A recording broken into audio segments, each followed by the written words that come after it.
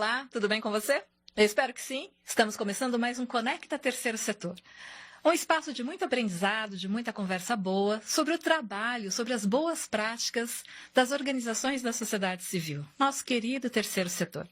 Para você que já acompanha o Conecta Terceiro Setor, já sabe. Para você que está chegando agora, uma explicação muito rápida. Primeiro setor, governo.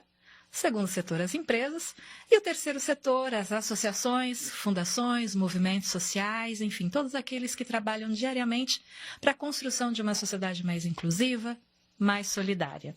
E um pedido já que a gente deixa aqui para você. Compartilhe esse vídeo com todos aqueles que precisam conhecer ainda mais sobre o terceiro setor. Vamos espalhar essas informações para fazer essa verdadeira corrente do bem, para ajudar cada vez mais no desenvolvimento, no fortalecimento institucional das nossas organizações do terceiro setor. OSCs, ONGs, enfim, todos aqueles que precisam conhecer, se profissionalizar, se capacitar para que possam fazer um trabalho cada vez melhor todos os dias. Hoje eu vou conversar com a doutora Paula Storto, que gentilmente aceitou o nosso convite e está aqui para nos ensinar ainda mais sobre a importância do direito no trabalho das organizações da sociedade civil, no trabalho das ONGs, das OSCs, mais uma vez, só para reforçar aí o título. Então, doutora Paula, muito obrigada pela sua presença aqui com a gente hoje. Obrigada pelo convite, é um prazer estar aqui com vocês, participando desse espaço, enfim, que já tem uma tradição na área, né, e que estimula e traz muito conteúdo para a troca de conhecimento entre as organizações da sociedade civil e a sociedade em geral também, e as pessoas que atuam, né, os profissionais, voluntários que atuam nesses projetos, organizações, iniciativas que são tão importantes para a nossa sociedade e para a construção da cidadania, né, que eu acho que é um valor cada vez mais necessário nessa sociedade que hoje está muito individualista de novo, né? E cada dia mais a gente tem que trabalhar um pouquinho mais para mudar isso. Exatamente. Né? Bom, eu sempre começo com uma pergunta, aliás, com um pedido para os nossos convidados aqui, que é que vocês se apresentem para o público do Conecta Terceiro Setor. Então, por favor, quem é a Paula?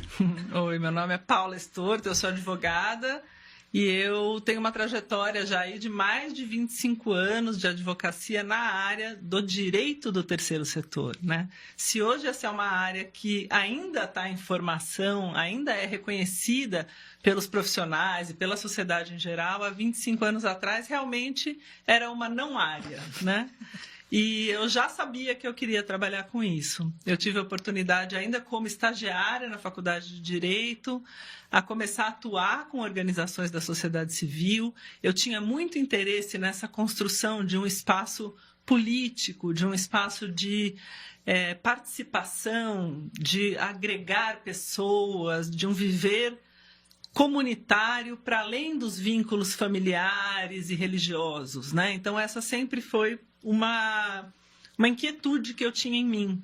E para além também, obviamente, dos espaços tradicionais dos partidos, da política, de uma maneira mais também institucionalizada, né? E ali eu via nos movimentos sociais, nas ONGs, nas entidades de direitos humanos, de cidadania, do meio ambiente, um universo muito rico para isso. E comecei a me interessar como estudante, né, nessa área.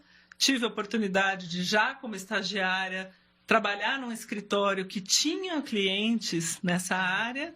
E ali eu desenvolvi um trabalho dizendo, acho que é possível criar uma área do direito aqui. Tem conexões, tem um campo próprio, né?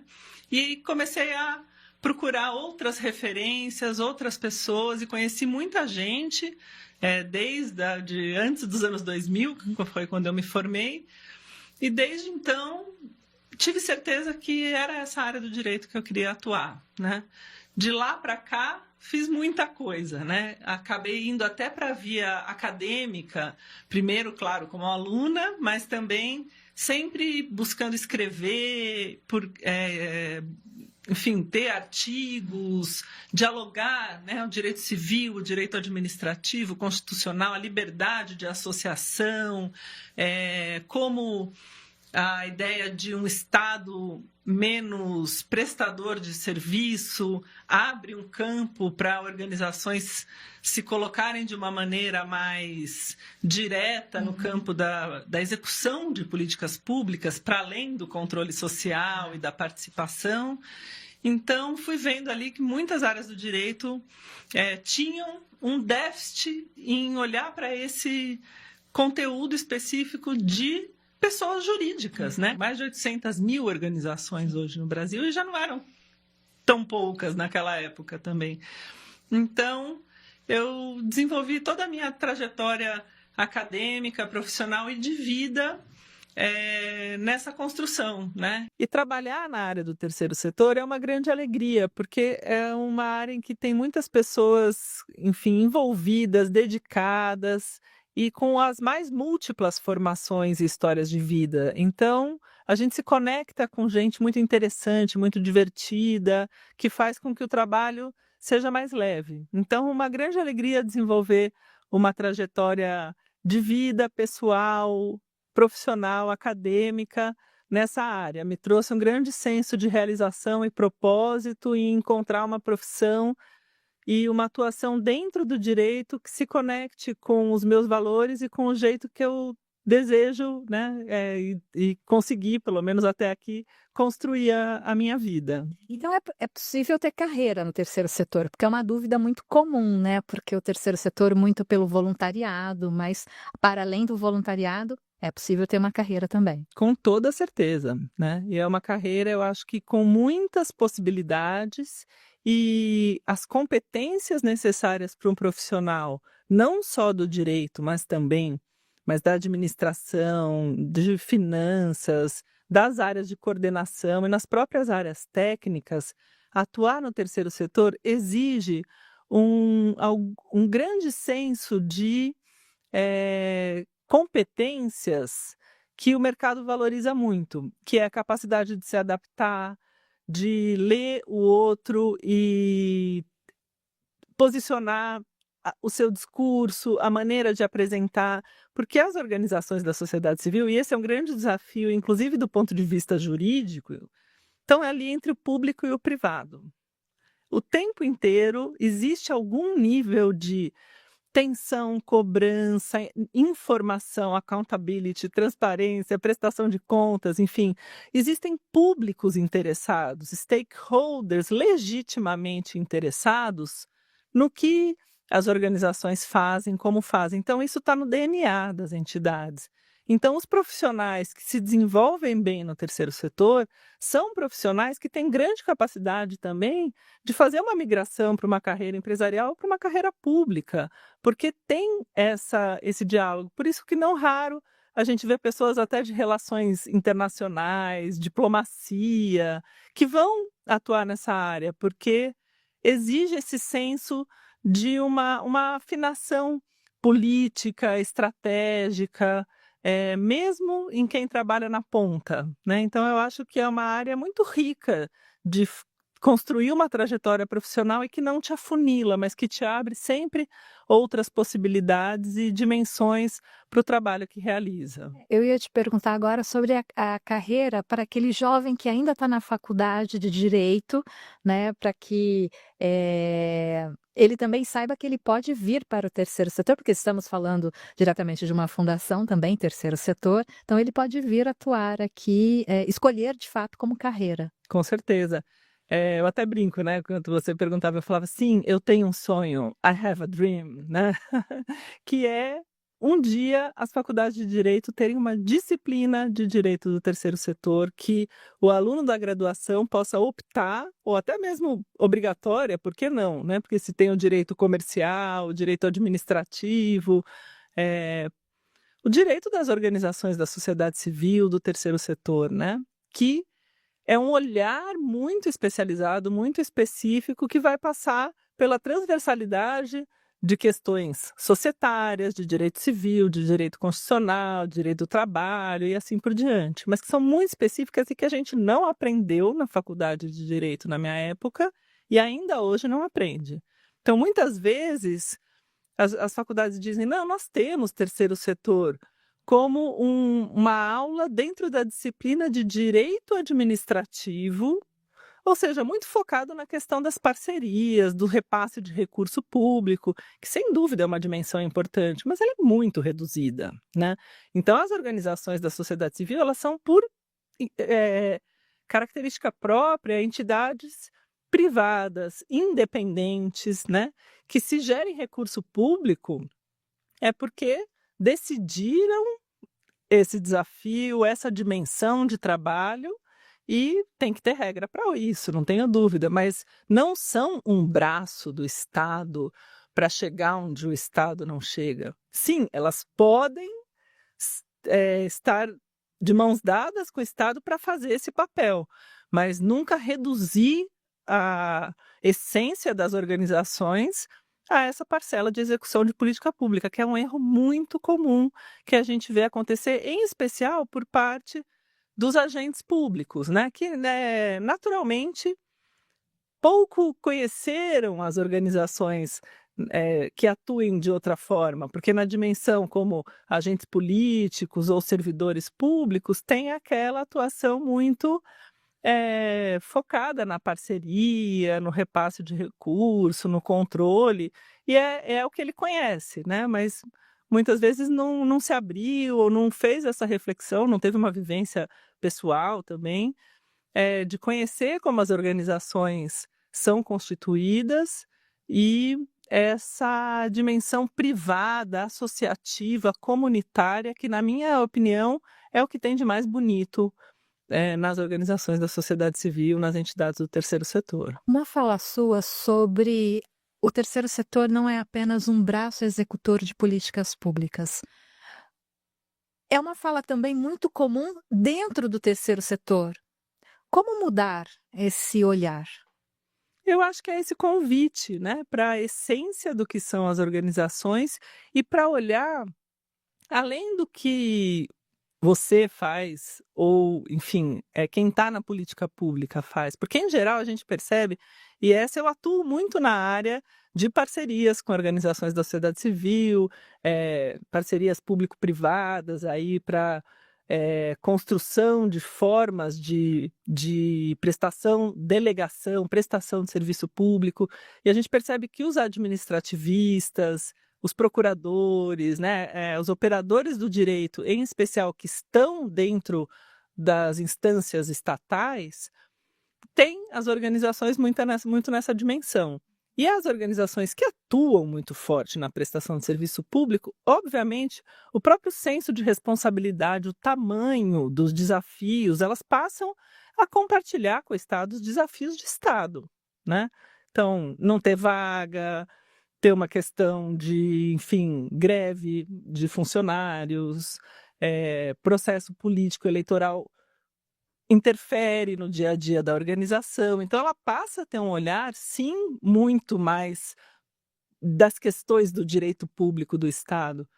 Mas, quando a gente fala na regulação do campo, nos desafios do campo, elas são também associações ou fundações privadas que foram constituídas por um grupo de pessoas que têm conselheiros, têm diretores, muitas vezes voluntários, que têm os seus desafios de administração e não tem um cargo, um mandato, uma autoridade para enfrentar o tamanho desses desafios que o agente público às vezes tem. Então a gente até no direito brinca, né? Mas não é uma brincadeira, é sério, né?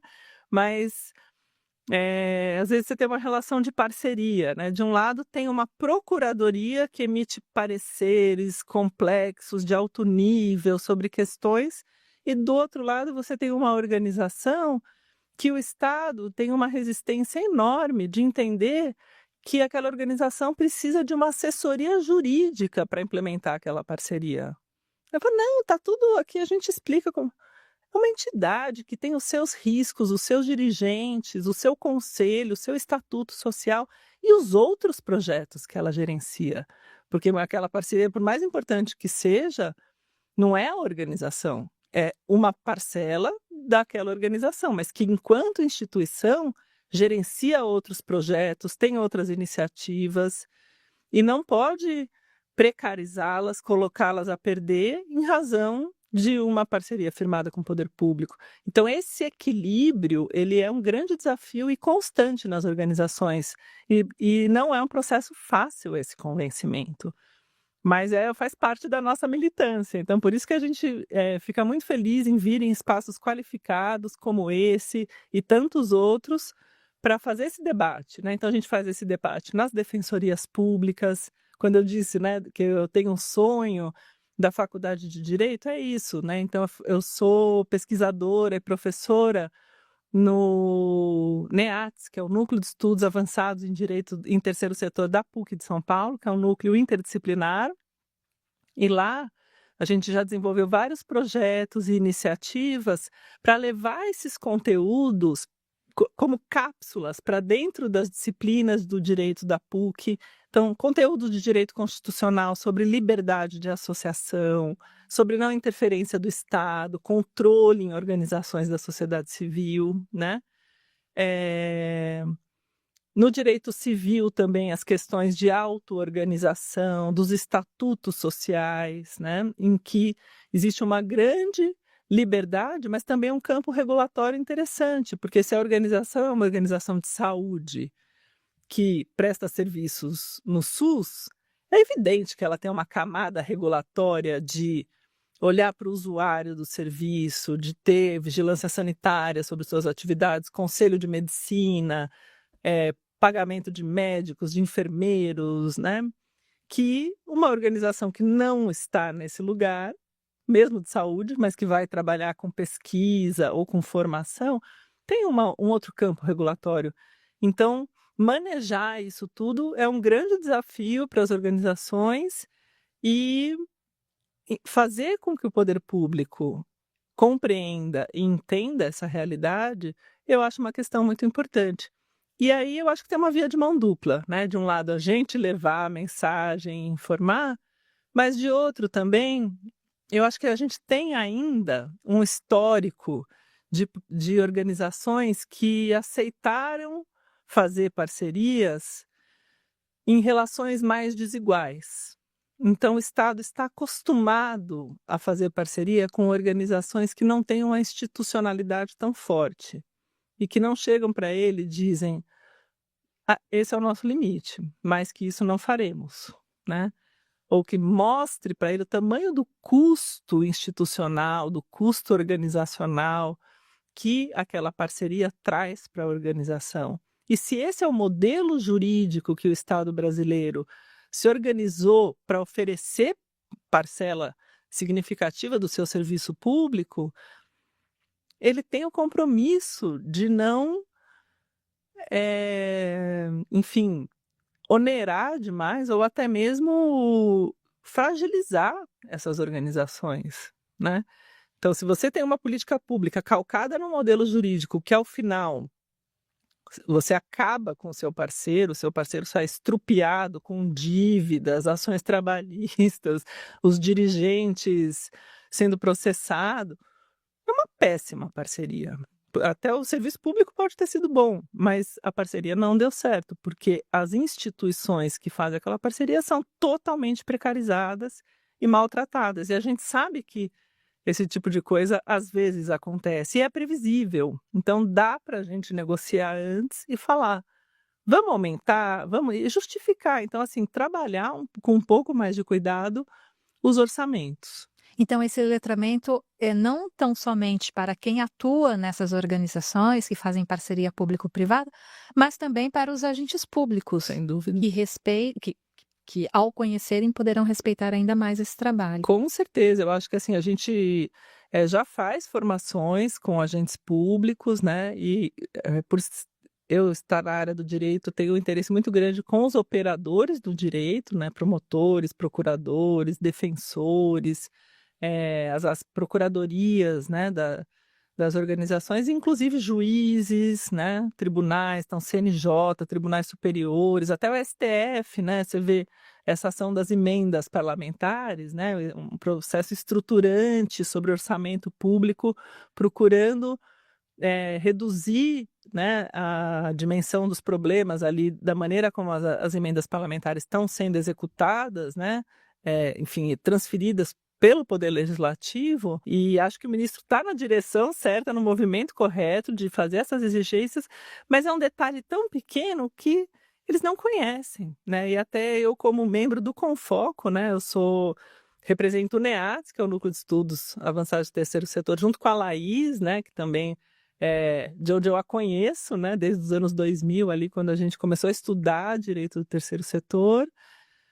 E eu tive a oportunidade de ir numa audiência, né, com o Confoco, representando o Confoco, com os assessores do ministro para mostrar e chamar atenção para essas questões, né? Inclusive as decisões posteriores foram melhoradas nesse aspecto, né? De entender que as organizações privadas não precisam fazer as suas compras quando recebem uma emenda parlamentar somente pelo Transfere Gov, né?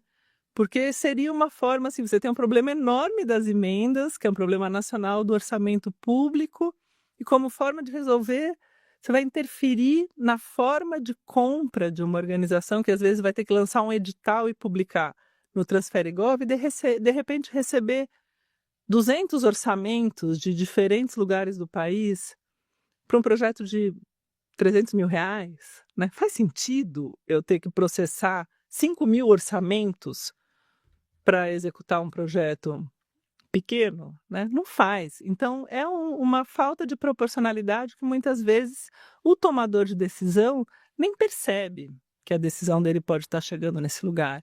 Então, ter instâncias de controle social, de participação e pessoas qualificadas para esse processo, eu não tenho dúvida, é muito importante, né? A gente tem um exército de controle muito importante no Brasil e eu tenho, enfim, muita admiração pelos colegas e pessoas da controladoria, dos tribunais de contas, são órgãos muito bem equipados e técnicos, mas que muitas vezes, além de não ter o conhecimento específico das organizações, tem realmente uma diferença muito grande de infraestrutura, né? De capacidade de análise e fazer solicitações, né? Então, a gente costuma dizer isso, que o exército de defensores das organizações da sociedade civil também precisa ser melhor qualificado para poder fazer esse diálogo, né?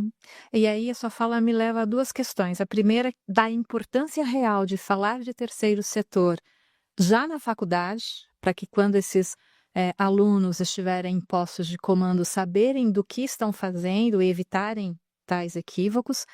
E também, por outro lado, das organizações da sociedade civil divulgarem mais o que fazem, né, para que o trabalho seja cada vez mais valorizado. Então, há uma mudança aí de todos os lados para melhor compreensão. Vamos começar pela compreensão do trabalho que as ONGs realizam.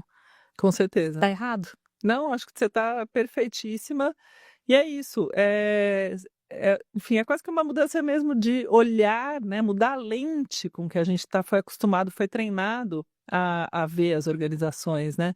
Inclusive, eu tive uma felicidade muito grande de fazer um trabalho do qual eu tenho muito orgulho, que foi feito para a plataforma Miros, que é a plataforma para o marco regulatório das organizações da sociedade civil, que é um conjunto de organizações, uma rede muito expressiva, que já desde 2010 percebeu e tem demandado, né, em especial do Poder Executivo Federal, mas depois se regionalizou e levou essa discussão, um melhor marco regulatório para as organizações. E do que a gente está falando? De condições para o desenvolvimento das organizações. Então, a gente não tem o SEBRAE, o apoio para a pequena empresa, né? Então, as organizações da sociedade civil, elas têm uma grande participação no PIB, na empregabilidade no país, na oferta de serviços públicos, na oferta de alternativas para projetos inovadores, empregabilidade de jovens, enfim, todos os desafios que a gente imagina, né? Então, não tenho dúvida que deveria haver uma política de Estado de incentivo, de apoio para as organizações, né? Assim como tem para micro e pequena empresa, para as organizações da sociedade civil, poderia ter também ali né, um tamanho máximo para receber investimentos e tal, mas nesse contexto, então a plataforma vem com esse olhar de ter um olhar setorizado para o que é necessário em termos regulatórios no ambiente de atuação para que as organizações possam ser mais potentes e alcançar melhores objetivos. E a plataforma dizia justamente isso, existe uma criminalização, né? E uma criminalização burocrática. Eles começaram a falar isso. Eu achei interessante, e muitas vezes eles eram provocados, né? A dizer o que é essa criminalização burocrática. E eles enfim, deram a oportunidade de fazer esse estudo, essa pesquisa. E foi publicado um relatório, que é um relatório muito interessante. Eu posso deixar o link aqui, disponibilizar, é disponível, público. E o trabalho que a gente fez, eu fiz esse trabalho junto com a Laís de Figueiredo Lopes e o Daniel Barbosa também, que é um advogado brilhante da área, pesquisador, mestre em Direito pela PUC também, que a gente trabalha o que é burocracia, o que é essa criminalização burocrática, ou seja, um desvio da burocracia, né? Quando os encontros burocráticos entre o público e o privado se dão e geram distorções que vão minando as capacidades de desenvolvimento das organizações da sociedade civil.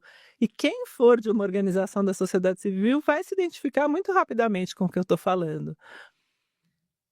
Certificados, inscrições, qualificações. Então, a organização trabalha com criança e adolescente, tem que se inscrever no CMDCA, aí tem que alterar o estatuto para colocar a regra se é até 17 anos, se é de tantos anos. E para isso tem que se inscrever no COMAS, mas não pode remunerar dirigentes, porque a legislação de rede. Então, assim, a gente tem um sem número de regras criadas, enfim, pela ideia iluminada de alguém que está escrevendo aquela regra, porque não está na lei, obviamente. Mas vai ter uma portaria municipal, uma regulação aqui sobre o que o estatuto de uma organização deveria conter para ela ser o que ela é. Né? Então tem uma questão identitária aqui muito forte, né? Que até me aproxima, você falou em letramento, né? Quando a gente olha na questão feminista, questão racial.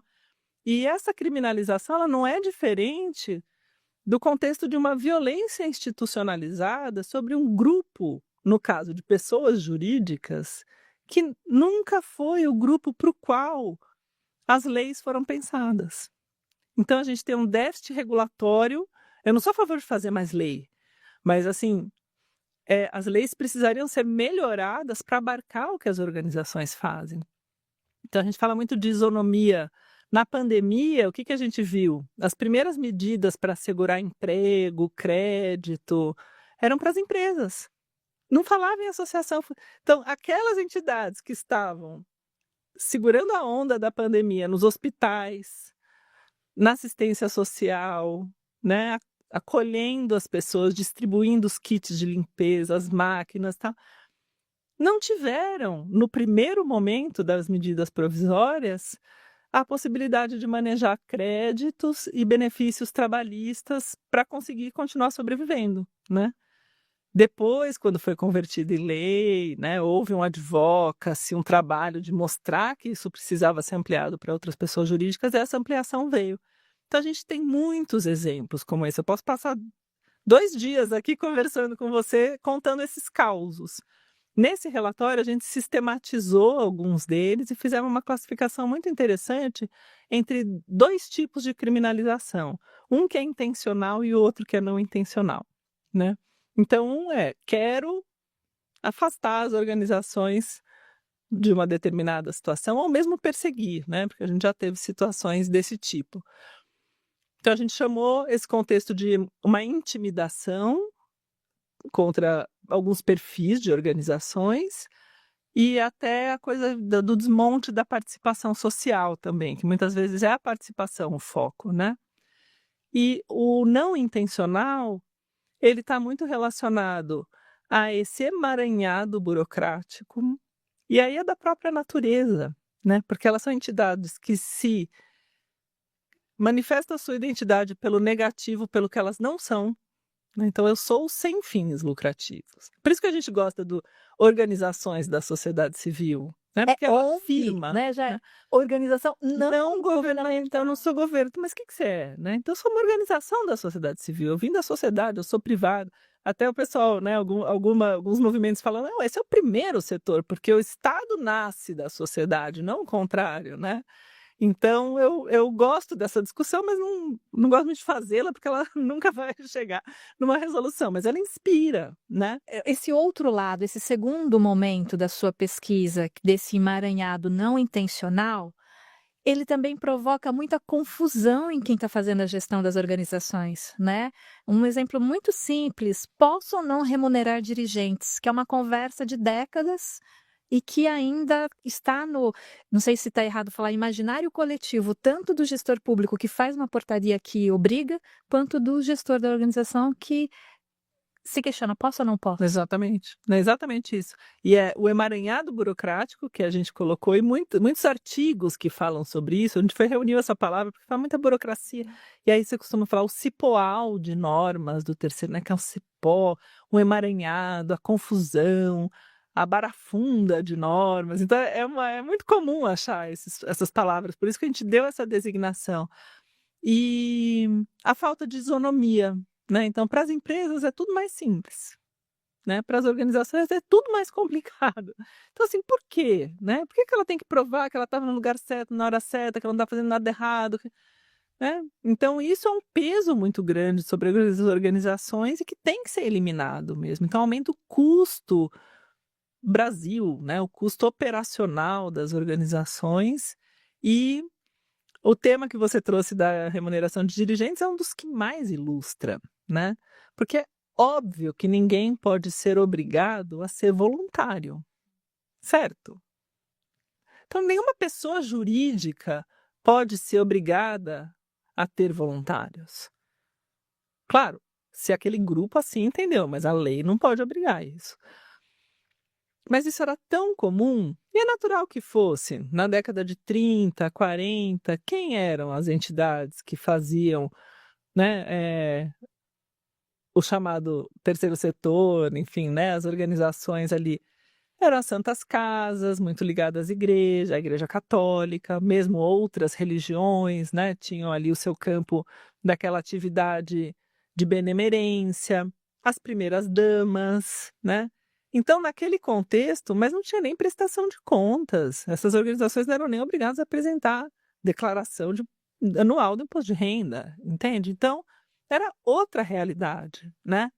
Então, era natural que nessa realidade fosse uma questão moral, ética e até de afirmação para esses grupos de que aquilo não era um campo profissional, aquilo era um campo mesmo de uma dedicação ao próximo, né?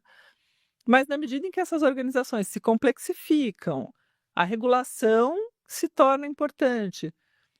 Gerenciar um contrato de gestão, um termo de fomento, um recurso público tem riscos e responsabilidades importantes, né? Demanda tempo, serviço, formação. Então é natural que essas pessoas até sejam remuneradas, porque o risco é que elas não possam dar o nível de dedicação que é necessário para que elas desempenhem bem as funções que elas desempenham, né? Então, esse é um ponto fundamental e que ainda hoje, é o que eu estava dizendo, dessa norma que não está mais na legislação importante, né? Lei federal, nem municipal, muitas vezes, mas aparece na portaria de credenciamento do COMAS, né? Do Conselho Municipal de Assistência Social, do município X. O estatuto tem que estar não remunerar dirigentes. Aparece no decreto de utilidade pública que a prefeitura usa para poder ceder, eventualmente, uma área pública para a organização atuar.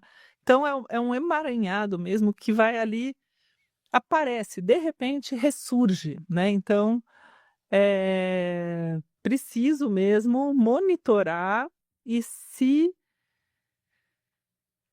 se posicionar quando isso aparece. Falar, olha, aqui tem uma coisa que a legislação só foi superada e contar, levar essa informação, porque muitas vezes é por desinformação e por desconhecimento. E também, diante do que você falou, um pouco do histórico, porque se há anos era feito por conta da benemerência, do cuidado ao próximo, sem as exigências legais e tributárias e tal, muito daquele raciocínio perdura até hoje, permanece até hoje, né?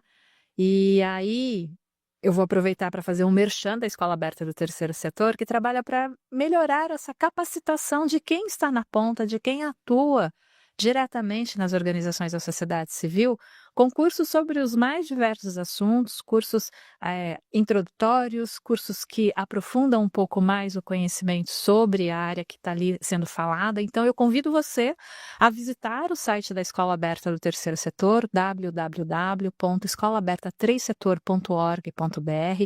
Veja ali os cursos que estão disponíveis, se faz sentido para o teu momento de carreira ou para aquelas pessoas que você conhece, para que a gente possa também ampliar essa consciência mais crítica sobre o trabalho do terceiro setor, né? Para que, como você acabou de falar, quem está sob esse guarda-chuva de parcelizar com o Estado saiba quais são os limites, Exatamente. né? E leve isso para a mesa, sabe? Eu acho que eles estão pouco, o poder público, assim como as empresas, muitas vezes patrocinadoras, financiadoras, eles estão pouco acostumados a dialogar com uma organização e falar, eu quero muito seguir com essa parceria, mas esse custo tem que ser incorporado no plano de trabalho, porque a lei não proíbe, a lei não prevê teto para despesa, custo indireto, que o pessoal fala em despesa administrativa, mas é isso. O que é? É a despesa que não é relacionada à atividade fim.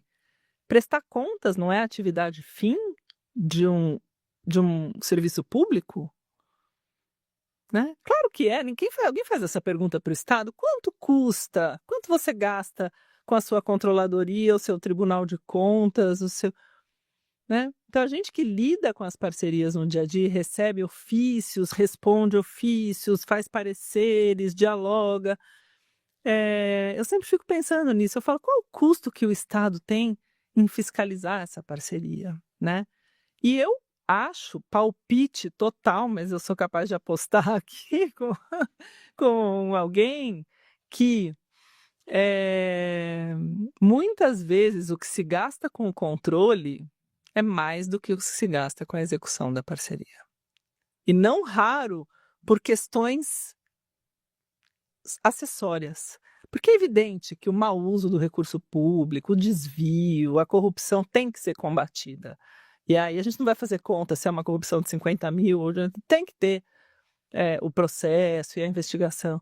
Agora, se a nota fiscal que foi paga lá no interior estava vencida, se o contratado, enfim, não está em dia com os tributos municipais, entende? Isso, enfim, não é uma questão que tem que ser vista pela organização. E se não fizer parte de uma rede maior, de evidentemente um golpe que esteja sendo aplicado e tal, não é um demérito daquela parceria, daquela atividade, não tem que ser dado esse peso a isso, glosar a verba, né?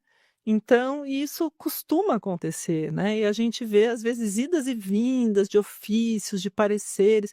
E eu fico pensando mesmo, eu falo, gente, é um desserviço, entende? Porque você complica, encarece um tipo de relação que, enfim, né, poderia ser muito, muito mais produtiva, né?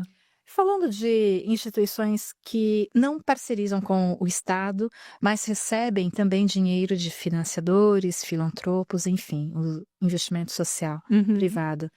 Essa relação ela tem que ser na mesma medida de questionamento até onde ela pode ir, ou ela aceita o dinheiro e faz? Eu acho que o diálogo é sempre bem-vindo. E era o que eu estava dizendo, eu entendo que as organizações estão pouco acostumadas e os financiadores também estão pouco acostumados com organizações que os chamam para esse debate, né? E a gente tem visto no próprio mercado né, da filantropia essa discussão, graças a Deus, tomar mais corpo, né? Então a gente tem até o Instituto ACP, o próprio GIF com essa agenda e várias outras organizações também, de olhar para o desenvolvimento institucional das organizações, né? Então, se a gente tem todos esses desafios e tal, o financiador que quer financiar só o projeto lá na ponta, não está disposto a, enfim, ter no orçamento do projeto um treinamento para a equipe, uma reavaliação de como aquele projeto vai impactar dentro da organização, contribuir para o planejamento estratégico daquela organização, para a pintura da sede, para a compra de imóveis, enfim, deixar com que aquele projeto não seja um sanguessuga da organização, entende? Então a organização faz o projeto, gerencia, presta contas e no final não só ele não deixa nada, como ele leva recursos, né? Tem uma despesa que não foi prevista, o problema é seu. Então a organização tem que, né, fazer bingo para. Então a gente vê esse tipo de coisa, né? Faz bingo para pagar merenda, né? Teve um débito que aconteceu, que não foi previsto, foi necessário uma compra ali, tem que fazer uma rifa. É legal que a sociedade civil tenha essa flexibilidade, essas possibilidades, mas não faz sentido que uma grande empresa financie projetos que obrigam as pessoas a fazer bingo para pagar o prejuízo que o projeto deu, né? Então, isso é, para além de ser pode ser lícito, porque se está no contrato, né? Mas é moral, é ético, é esse ESG, é essa parceria que a gente quer seguir? Acho que não. Então, se a gente chega para. E eu já tive a oportunidade de ir em algumas reuniões desse tipo com as empresas. Falar, olha, teve uma que era essa, estava exigindo um seguro para o projeto. Estava lá, a organização assinou um contrato dizendo que ia fazer o seguro. Ela foi orçar o seguro daquele projeto. E era assim, quase o preço do projeto. Entende? Que era um projeto grande, que ia ter nacional, envolver crianças. Então, é um seguro caríssimo. Aí a empresa, não, vocês assinaram, né? Aquele primeiro, não, tá no contrato, tem que ter, né?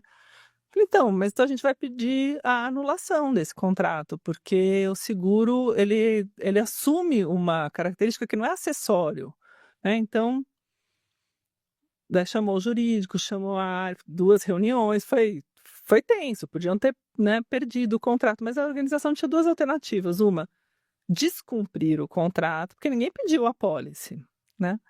Mas amanhã acontece um acidente que envolve uma criança, né? Alguém que está ali tinha obrigação de ter seguro, não ter, é um processo criminal para a organização, até fora a responsabilidade civil, né? Que aí quebra a organização. Então, negociamos, eles entenderam e a gente relativizou essa cláusula, que não seria um seguro para todo o projeto como imaginado, mas os cuidados necessários de ambulância, de avisar as autoridades públicas, de ter uma inspeção nos locais, para ter uma boa segurança para as atividades que seriam realizadas. E houve um incremento de valor no projeto para isso, porque não tinha sido pensado essas atividades todas. Então, deu trabalho, né? Corremos o risco de não dar certo, mas, por outro lado, muito menor do que o risco de alguém se acidentar e depois a organização ter que lidar com isso. E, no fim, a própria empresa falou, foi a primeira vez que uma organização, a gente sempre assina essa cláusula, nunca ninguém falou, claro, né? As pessoas ficam com medo de perder o recurso. E eu ia perguntar justamente isso, o trabalho do captador de recursos, da captadora de recursos, do gestor e da gestora, quando assinam tais contratos que podem fazer mal à instituição por conta do dinheiro. Eles têm que saber também quando falar não. Exatamente.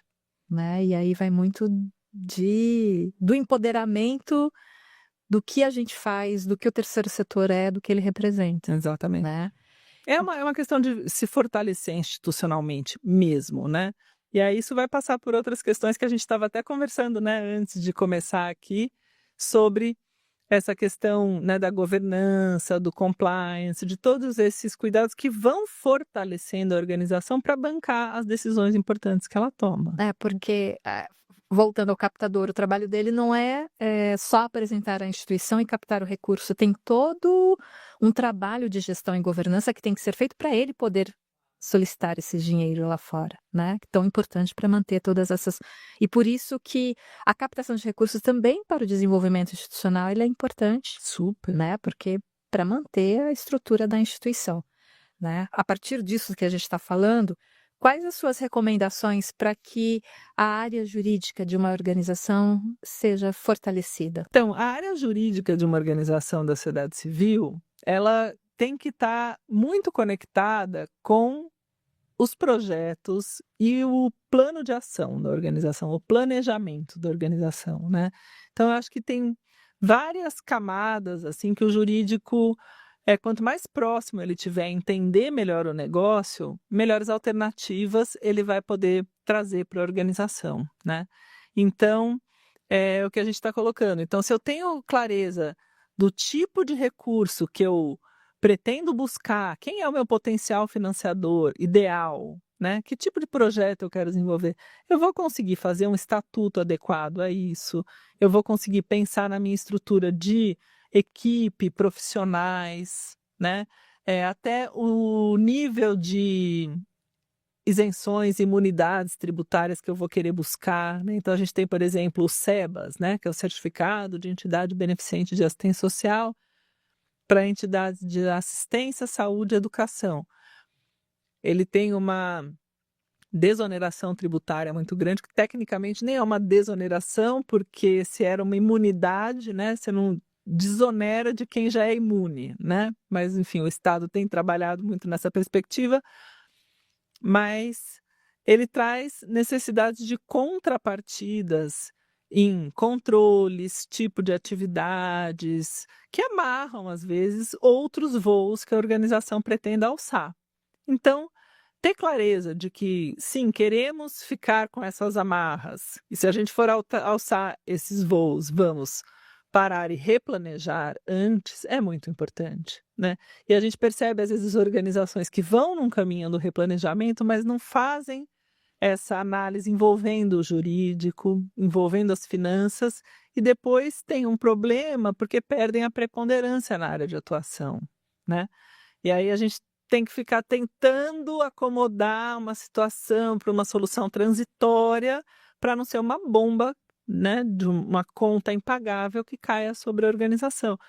Mas é muito comum temas que poderiam ser pensados preventivamente e que estão intimamente ligadas mesmo a essas decisões institucionais importantes da organização sobre os futuros, os rumos, e também o apoio na manutenção e na articulação mesmo das instâncias de governança da organização. Então, ter um conselho, se a organização tem um conselho, que entende o seu papel de opinar, de revisar, de ser estratégico, de vetar determinadas decisões, mas que não se coloca no lugar da diretoria para estar ali tomando todas as decisões do dia a dia. Então, ir construindo esses limites, né?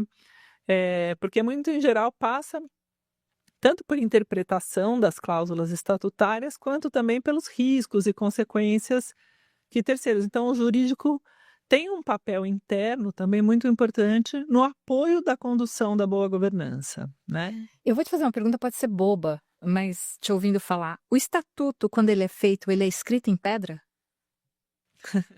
Ele pode ser atualizado? O estatuto pode ser atualizado e deve ser atualizado, né? Eu tenho um perfil mais minimalista de escrever estatuto. Eu gosto de fazer estatutos menores. E o estatuto, ele é uma autorregulação, né? Então, a gente vai ver ali, a maior parte das organizações são constituídas como associações, né? E a associação, ela tem uma liberdade constitucional, liberdade de auto-organização prevista no artigo 5º da Constituição, né? É uma garantia civil, né? Para esse formato aí de pessoas que se unem em torno de um fim de interesse comum, né? Então, esse é um ponto muito importante que tem muita liberdade. Já o Estatuto das Fundações, vai passar pela vontade do instituidor, né, o que o instituidor quis que tivesse, e também por algum nível de negociação com o Ministério Público, que faz o velamento, a fiscalização das fundações. Mas ainda assim é muito comum ver fundações com estatutos muito simples também. E essa autorregulação que a própria organização propõe e aprova um estatuto, eu acho importante que a organização cumpra o estatuto. Porque você pode não acreditar, mas é muito comum organizações que tenham estatutos enormes, com regra de quórum, de número de reuniões, de datas para que aconteçam as reuniões, e elas não cumprem aquelas regras que elas mesmas se impuseram, né? Ctrl+C, Ctrl+V, ou no passado era assim, a gente não quis mudar, e vai gerando um senso de não cumprimento das regras. Então, eu acho importante, e também às vezes gera uma estrutura burocrática em que a organização fica discutindo o regimento da reunião, quantas pessoas assinam, quantos dias convoca, e não discute o que é mais importante, que é a pauta do dia, o plano de trabalho, o orçamento, né? Então, eu prefiro estruturas mais minimalistas. Claro, organizações complexas, já estruturadas, às vezes em programas, filiais, federações, enfim, vão exigir uma estrutura mais complexa. Então, a gente guarda essa complexidade para quem precisa, né? Então, esse eu acho que é um conselho geral que eu dou para as organizações, né? Menos é mais, né? E aí, isso tem uma razão jurídica importante, que é o seguinte: o que você escreveu no estatuto é um compromisso que você está firmando consigo mesmo e com o mundo, porque quando ele é registrado em cartório, ele é oponível perante terceiros. Então, o financiador pode te exigir, e essa ata de abril que você fala, não, é que não ficou pronto, tá, me dá uma declaração de que não ficou pronto. Então, os compliance das empresas, dos governos, eles são muito chatos, burocráticos. Não, você que escreveu no seu estatuto, né? Então, a gente pode ter normas internas que nem precisam ser um regimento interno, mas pode ser, por exemplo, um regimento das reuniões do conselho, um regulamento, um código de ética e integridade para a questão do uso de recursos públicos, da prestação de contas, do compliance, uma política sobre proteção de dados pessoais, né, que a pessoa acessa, os canais de comunicação. Então, a gente vai construindo também outras camadas dessa autorregulação que não precisam estar registradas num único regimento interno, né, que vai ficar pesado, difícil de articular, de mudar, mas em políticas próprias, em regulações próprias que vão dizer respeito a situações específicas, né? Então, eu costumo trabalhar dessa maneira e acho que dá muito certo. A gente está indo já para o final da nossa entrevista, mas antes da pergunta final mesmo, é possível ter um olhar de tendências da parte jurídica para o terceiro setor? E se sim, quais são essas tendências? Interessante. Eu acho que a gente está vivendo um momento que é um momento em que o direito do terceiro setor está começando a ser reconhecido como um campo próprio, como uma especialidade própria, né? Então, eu brinquei logo no início da nossa conversa, né, que antes era uma não área, né? Então, eu falava para os meus amigos de faculdade, meus colegas, todo mundo tinha que explicar. Hoje as pessoas já entendem um pouco mais e cada vez mais nós temos, eu acho que, coisas que acontecem na sociedade, na legislação, que vão trazendo essa melhor percepção para as pessoas do que é esse campo do direito, né? Então, eu acho que existe uma tendência do reconhecimento de que se trata de uma área de especialidade e que aquele advogado generalista que nunca lidou com isso tem que dar um passinho atrás, estudar o assunto ou realmente consultar o colega que é especialista no assunto quando ele está com uma questão mais complexa, com prazo curto, valores envolvidos, né? Então, eu acho que existe uma tendência de aumento desse mercado, né? A gente vê isso na própria Comissão de Direito do Terceiro Setor da OAB de São Paulo, né? Que, enfim, tem mais de 400 advogados inscritos, pessoas de diversos estados vêm para os eventos, né? Então tem o Direito do Terceiro Setor Law Summit, né? Que está agora na 3ª edição e já virou uma tradição aí. E as pessoas chegam no evento e se identificam, né? Especialistas, né? Então a pessoa fala, nossa, eu trabalho há tantos anos com as associações do meu município, da área da assistência, da saúde, do meio ambiente. E o pessoal falava, o que você vai? Eu trabalho com estatuto, associação, com registros, né? Então a gente fala, não, eu sou um especialista em direito do terceiro setor, né? Eu sou uma pessoa que atua nesse campo. Então acho que tem uma identificação e um desenvolvimento mesmo como uma área de especialidade própria, né? Acho que toda essa discussão sobre papel do Estado, tamanho das políticas públicas, os diferentes formatos da oferta dos serviços públicos, de delegação da atividade pública, passam pelas organizações, e aí tem um campo efervescente também, né? Tanto nas modalidades que a gente já conhece, tipo OS, né, os contratos de gestão, o marco regulatório das organizações da sociedade civil com os termos de fomento e colaboração, os termos de parceria das OCIPs, que ainda existem, né? Mas também outras modalidades de parceria, e eu acho que agora também, então, houve, eu acho que assim, nos últimos 5 anos, esse momento de, depois da Lei 13.019, né, entender a Lei 13.019, o que muda, o que não muda. Acho que essa questão toda das emendas parlamentares, né, que muito dinheiro sendo repassado via emendas, que sempre houve emenda parlamentar, mas agora aumentou muita quantidade de dinheiro e de parcerias feitas com esses recursos, né? Então, um certo esvaziamento no executivo desse lugar de tomada de decisão, que vai para o legislativo, mas a implementação continua sendo no executivo, né?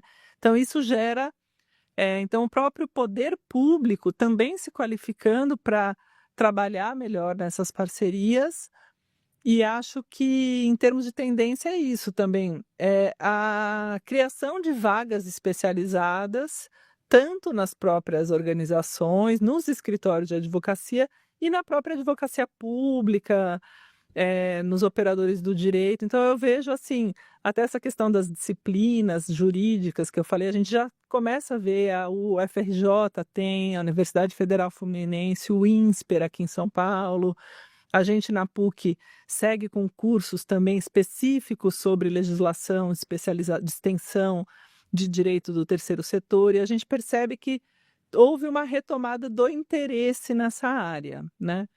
Então, eu vejo mesmo assim como uma tendência, um mercado que se firma, né? E passa a ser visto também pelos pares, de colegas e tal, como uma assessoria jurídica, uma área jurídica de alto nível, porque acho também que havia uma certa percepção de que eram questões jurídicas de menor complexidade, questões jurídicas menos importantes, né?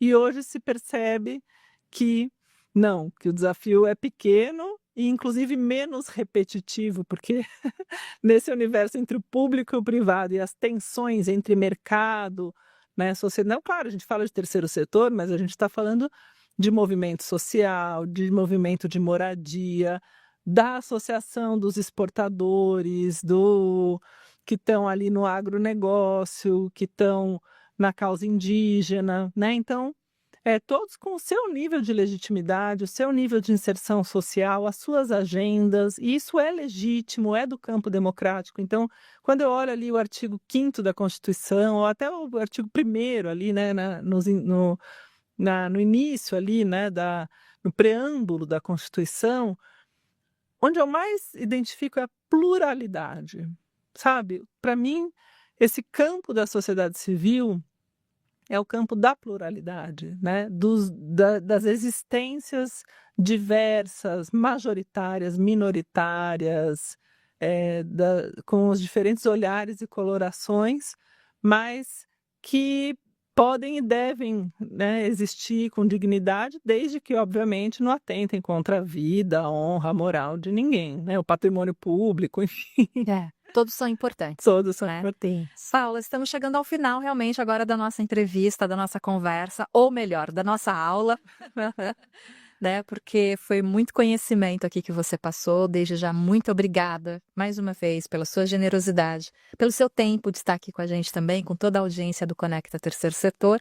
E eu deixo aqui o microfone aberto para suas considerações finais. Tá ótimo, Débora. Muito obrigada pelo convite. É um prazer estar aqui, falar com a sua audiência aí da Escola Aberta do Terceiro Setor, que a gente acompanha já há muitos anos, sabe a importância que tem. E eu gosto muito de falar disso. Então, ainda mais nesse formato de conversa, né? Então fica muito descontraído, a gente consegue contar alguns causos também. E, acima de tudo, se reinspirar e sair daqui também com esse ânimo, né? De perceber que, apesar das dificuldades que existem, a gente está caminhando para uma consolidação importante nessa área, e eu acho que, em especial, olhando para a questão jurídica, do direito, a gente vive um momento mesmo em que esse sonho, né, de ter um olhar especializado, ter um conhecimento dentro das universidades, nos escritórios de advocacia e nas próprias estruturas, né, dos operadores do direito, do sistema de justiça, com um olhar atento para isso, né? Então, a gente espera também que isso se reverta num futuro próximo em decisões judiciais que tenham uma maior informação sobre a realidade das organizações, que conheçam melhor as organizações, que não cometam deslizes, né, que muitas vezes podem ter impactos até imprevistos mesmo, não intencionais, como a gente disse, mas que são muito prejudiciais e acabam também minando um pouco o senso de justiça e de propósito de atuação dentro das organizações. Então, acho que esse é um trabalho muito relevante que eu tenho muita alegria de fazer e espero poder aí continuar mais muitos anos contribuindo com isso. Então, te agradeço pelo convite, a sua audiência, é um prazer estar aqui. É porque já não é tão sonho apenas, né? Já está sendo executado, né? Já está sendo concretizado, né? Bom, obrigada mais uma vez. E obrigada a você também que esteve conosco desde o início desta edição do Conecta Terceiro Setor. E eu já tenho um convite para você para que estejamos juntos na nossa próxima entrevista. Muito obrigada pela sua companhia e até a próxima edição.